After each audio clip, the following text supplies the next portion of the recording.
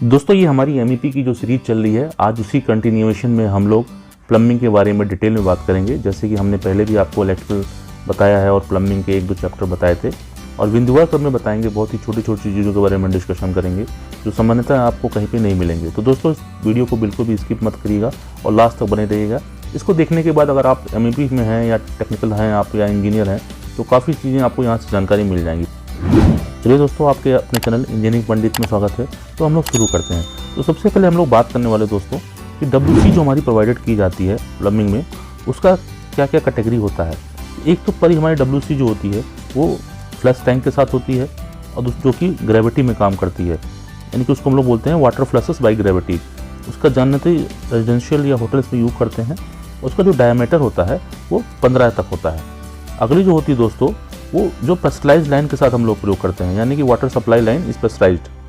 उसमें क्या होता है दोस्तों, जो फ्लशेस होता है वो लार्ज वॉल्यूम वाटर जो है शॉर्ट टाइम के लिए देते रहता है। अगर इसकी यूज की बात करें तो थिएटर्स में यूज करते हैं, और इसका जो जनरली डायमीटर होता है दोस्तों वो 32 डायमीटर होता है। दोस्तों अगर हम लोग इसके माउंटिंग की बात करें तो ये फ्लोर माउंटर होता है या वॉल हंगिंग होता है। और अगर कनेक्शन की बात करें तो ये पाइपिंग होता है थ्रू जो संकन फ्लोर या बिलो फ्लोर सॉकेट के थ्रू। अब फ्लोर माउंटेड WC की अगर हम लोग बात करें, इसमें कोर कटिंग की जरूरत पड़ती है और फ्लोर स्लिप्स की जरूरत पड़ती है। और वॉल हैंग की अगर हम लोग बात करें, इसमें मेंटेन करना पड़ता है क्लीन फ्लोर को। और दूसरी बात दोस्तों, इसमें फ्लोर स्लिप्स की कोई जरूरत नहीं पड़ती है। तो अगर हम लोग इंडियन वाटर क्लोजेस्ट यानी कि WC की रिक्वायरमेंट की बात करें तो इसका जो पर्पज़ होता है वो सॉइल वेस्ट को रिमूव करने के लिए होता है। प्रोवाइडेड कहाँ यानी कि कहाँ दिया जाता है, जहाँ की कोल्ड वाटर सप्लाई होती है। माउंटिंग कैसा होता है दोस्तों, फ्लोर माउंटर होता है। और कनेक्शन की अगर हम लोग बात करें तो पाइपिंग दी जाती है थ्रू जो है संकन फ्लोर या फ्लोर के रेज करके। अगर हम लोग इसके ट्रैप डेप्थ की बात करें तो 18 इंच की होता है, यानी कि लगभग 450 mm का होता है। एप्लीकेशन अगर हम लोग बात करें तो जनरली टॉयलेट, पब्लिक टॉयलेट्स इन जगहों यूज होता है। और इसके अगर डायमीटर की बात करें यानी कि साइज़ की बात करें तो 100 mm का डायमीटर होता है इसका। इसमें यूज़ होने वाले जो सैनिटरी सीपी फिटिंग्स होते हैं वो फ्लश टैंक होते हैं, फ्लश वाल्व होते हैं, हमारा फ्लश कॉक होता है या पिलर कॉक होता है। तो अगर हम लोग ट्रैप्स में की बात करें तो सबसे ज़्यादा जो यूज होने वाला ट्रैप होता है वो पी ट्रैप होता है। अच्छा, पी ट्रैप का नाम पी ट्रैप इसलिए होता है दोस्तों क्योंकि इसका शेप ऐसा होता है, इसको हम लोग पी ट्रैप बोलते हैं। ये जनरली क्या होता है, शेप के हिसाब से ही इसको हम लोग, क्योंकि लेटर जो होता है बी होता है। उसके अलावा अगर हम लोग और भी ट्रैप्स की बात करें जो कि यूज़ होता है, हमारा अंगुली ट्रैप होता है, वाटर ट्रैप होता है, नैनी ट्रैप होता है, या हमारे मल्टी ट्रैप्स होते हैं।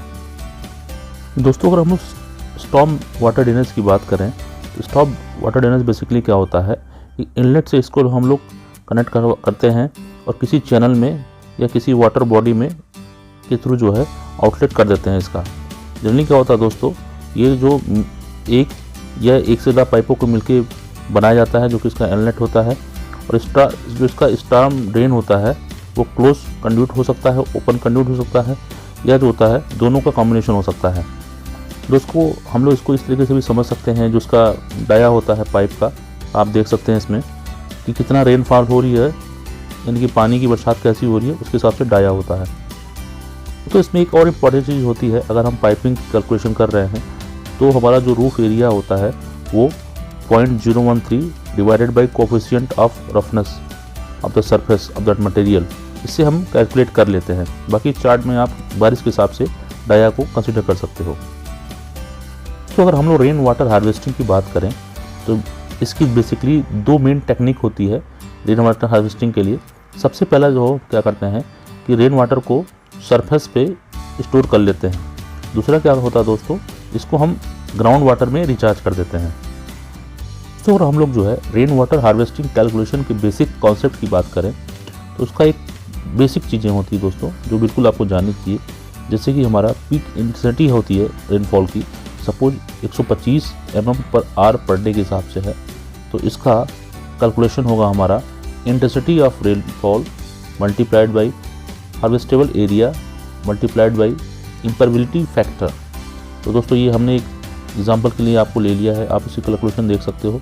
बाकी इसकी डिटेल मैंने इस फिगर में आप चेक कर सकते हो कितना कितना फैक्टर होता है। कुछ चीज़ें और रेन वाटर हार्वेस्टिंग के लिए इम्पॉर्टेंट होती हैं, जैसे कि जो रेन वाटर हमारा छत का जो रेन वाटर होता है वो रेन वाटर हार्वेस्टिंग टैंक्स में कर लेते हैं हम लोग स्टोरेज आफ्टर फिल्ट्रेशन। जो ओवरफ्लो होता है टैंक से उसको जो है हम लोग रिचार्ज पिट में जो है डिस्चार्ज कर देते हैं। और जो roof top rain water harvesting होता है उसका पोटेंशियल लगभग 372 मीटर क्यूब पर डे के हिसाब से होता है।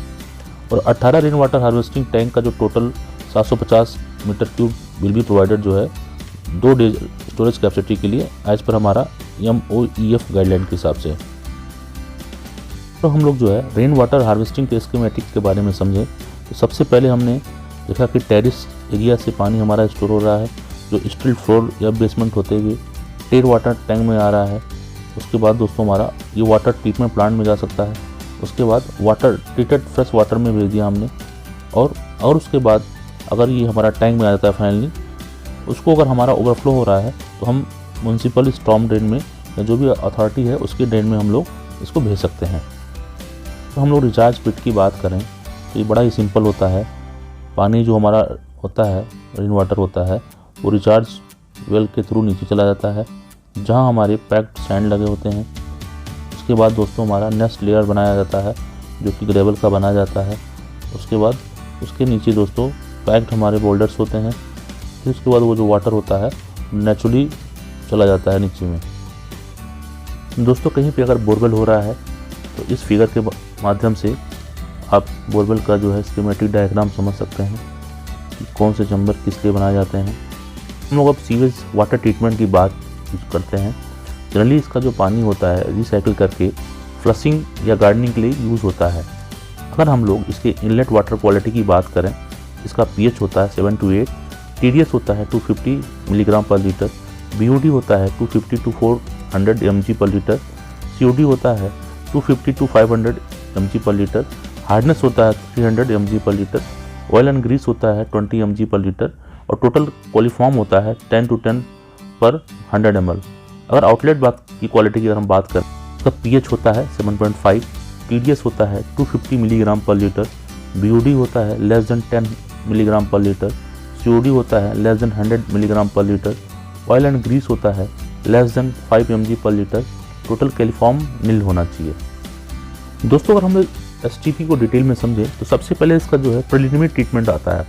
उसमें क्या होता है दोस्तों, जो लार्ज ऑब्जेक्ट्स होते हैं और नॉन डिग्रेडेबल मटेरियल्स होते हैं उनको क्या करता है पंप यहाँ पे बचाता है और इक्विपमेंट्स जो होते हैं वो बार स्क्रीन या ग्रिड चैम्बर जैसे यूज किए जाते हैं। बार स्क्रीन जो होता है दोस्तों लार्ज ऑब्जेक्ट्स से बचाता है जो कि सीवर सिस्टम के लिए जैसे कि bricks, bottles, pieces of woods extra. Grid chamber क्या होता है दोस्तों, रॉक्स, ग्रेवल, ब्रोकन ग्लास ये सब रिमूव कर देता है। मेश स्क्रीन क्या करता है दोस्तों, ये diapers, foams, towels, plastic bags सिर्फ ये सब रिमूव कर देता है। मेजरमेंट और सैम्पलिंग जो होता है इनलेट स्ट्रक्चर तो किया जाता है दोस्तों फ्लोमीटर के माध्यम से किया जाता है।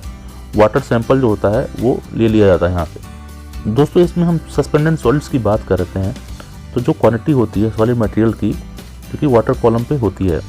BOD की अगर बात करें यानी कि बायो केमिकल ऑक्सीजन डिमांड जो होता है वो जो हमारा एरोबिक बायोलॉजिकल ऑर्गेनिज्म होते हैं यानी कि बैक्टीरिया होता है उसके लिए द्वारा लिया गया हुआ डिजॉल्व ऑक्सीजन होता है जो क्या करता है दोस्तों, जो कि हमारा ऑर्गेनिक मटेरियल जो प्रेजेंट होते हैं वाटर में उनको ब्रेक करता है जो कि एक सर्टेन टेम्परेचर या एक टाइम पीरियड में होता है।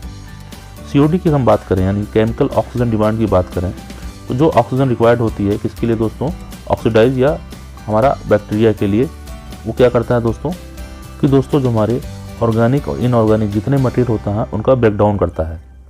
अगर हम लोग जो है सस्पेंडेड सॉलिड्स के मेजरमेंट की बात करें जो कि BOD इंडिकेट होता है जो कि हमारा ट्रीटमेंट प्रोसेस में इफेक्टेड होता है। STP टेक्नोलॉजी की बात करें यानी उसके टाइप की बात करें तो इसके जो मुख्य टाइप होते हैं, सबसे पहला हमारा एक्सटेंडेड एरिएशन होता है, दूसरा MBR मेम्ब्रेन बायोरिएक्टर होता है, तीसरा MEBR मूविंग बायोरिएक्टर होता है, SBR होता है और SBT यानी कि सॉयल बायोटेक्नोलॉजी होता है।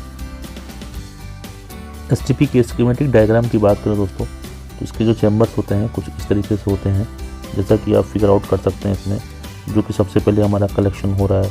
कलेक्शन के बाद हमारे जो होते हैं हमारे स्क्रीन चैम्बर्स होते हैं, फिर उसके बाद हमारा अगले नेक्स्ट चैम्बर में जाता है और फाइनली फिल्टर होके ये ट्रीटमेंट में पहुंचता है। अगर तीनों प्रोसेस की बात करें प्राइमरी, सेकेंडरी, टर्सरी की दोस्तों, तो प्राइमरी जो ट्रीटमेंट होता है वो सस्पेंडेंट को रिमूव करता है और जो फ्लोटिंग सॉलिड्स होते हैं रॉ सीवेज से उनको हटाता है। ये इंक्लूड करके रखता है स्क्रीनिंग और ट्रैप सॉलिड ऑब्जेक्ट्स को, जो कि सेडिमेंटेड बाई ग्रेविटी और रिमूव सस्पेंडेड सॉलिड्स के थ्रू होता है।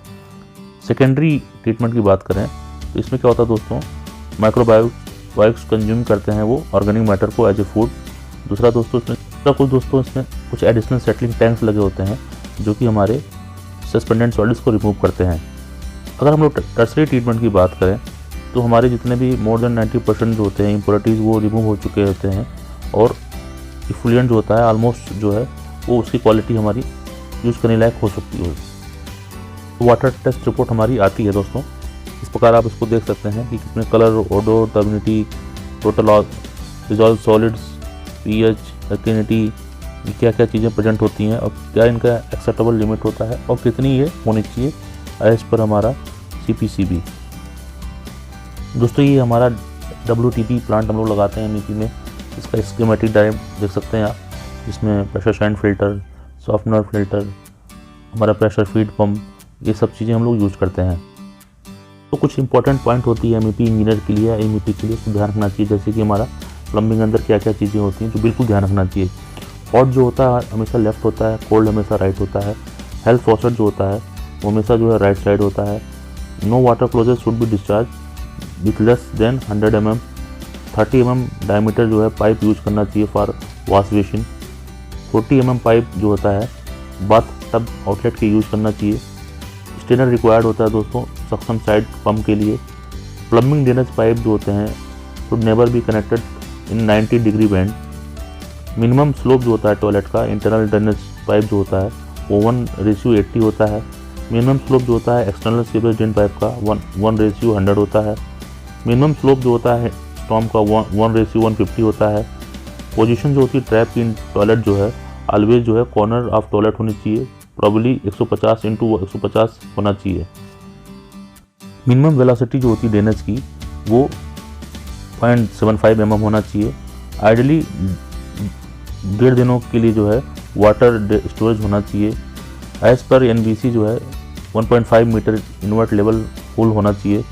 हेल्थ फॉसेट जो है 300 mm होना चाहिए। नहीं भी दोस्तों हमारी प्लम्बिंग लाइन होती है उसका प्रॉपर तरीके से टेस्ट होना चाहिए। एटलीस्ट जो भी प्रेशर का वैल्यूम होता है उसका 1.5 टाइम्स सिस्टम पे ले जाके उसको टेस्ट करना चाहिए और उसका एक ड्यूरेशन होता है दोस्तों, कम से कम जो है 24 आवर्स के लिए इसकी टेस्टिंग रखनी चाहिए, सो दैट आपको ये मालूम चल पाएगा कि जो भी सिस्टम लगाया हुआ है हमारा प्लम्बिंग का वो फिट है या नहीं फिट है। तो दोस्तों ये वीडियो आपको कैसी लगी इसको कमेंट करके आप ज़रूर बताइएगा। और अभी और भी वीडियोज़ आनी है जो हमारी MEP से बड़ी इंपॉर्टेंट वीडियोज़ हैं जो कि आपको बहुत ही कम जगह मिल पाएंगी ऐसी वीडियो। तो दोस्तों अगर ये इसको लाइक करें, शेयर करें, सब्सक्राइब करें और आने वाली वीडियो को देखने के लिए हमारा बेल आइकन का बटन दबाना बिल्कुल ना भूलें। नमस्कार दोस्तों, धन्यवाद।